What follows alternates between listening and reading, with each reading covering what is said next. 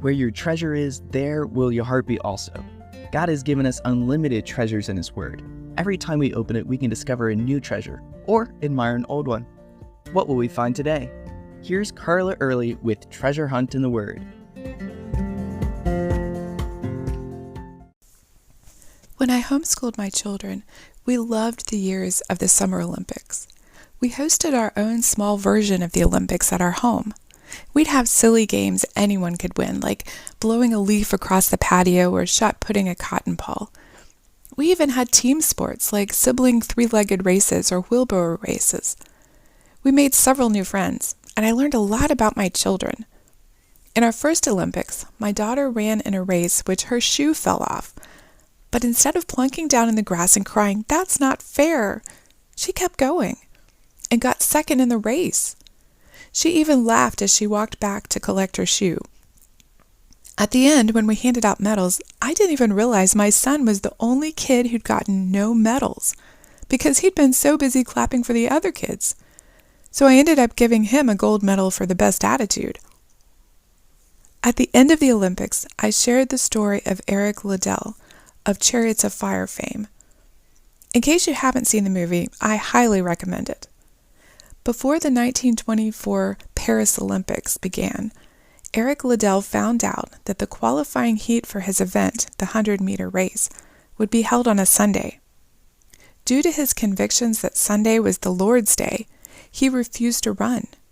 Instead, he entered the 400-meter, and not only did he win a gold medal, but he set an Olympic record.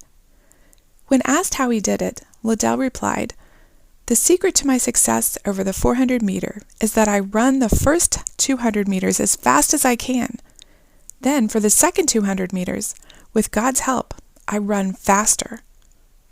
It sounds like Eric Liddell studied 1 Corinthians 9:24-27.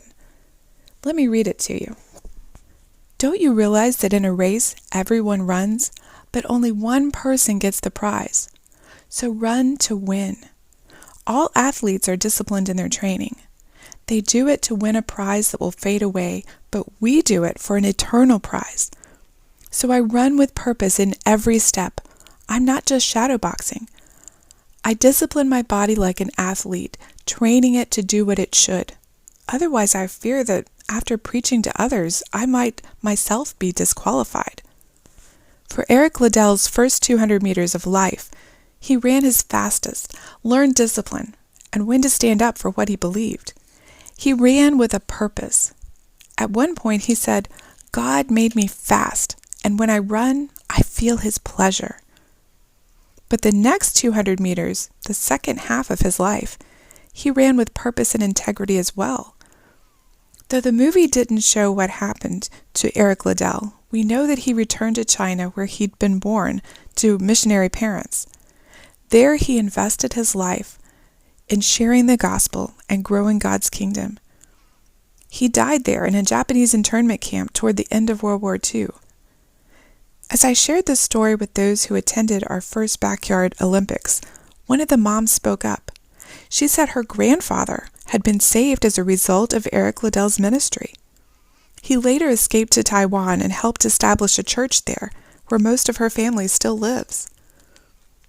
Because Eric ran his first half of his race with all his might, uncompromising in his beliefs, God gave him international glory. But then that last half of the race, as he said, he ran faster with God's help.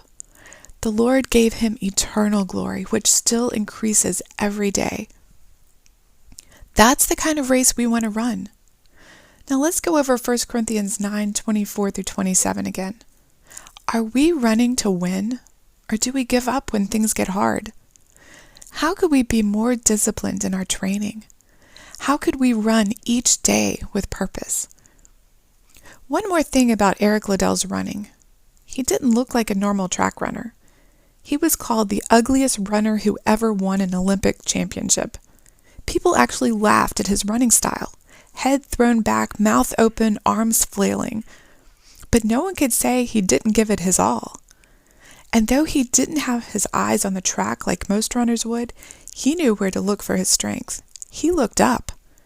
As Hebrews 12:1-2 tells us, We should run with endurance the race that is set before us, looking to Jesus, the author and finisher of our faith. You can contact us at treasurehuntintheword@gmail.com. We'd love to hear the treasures God has given you through His Word. You can listen to other episodes on our website, which you can find in the description below. Thank you for listening, and remember, where your treasure is, there will your heart be also.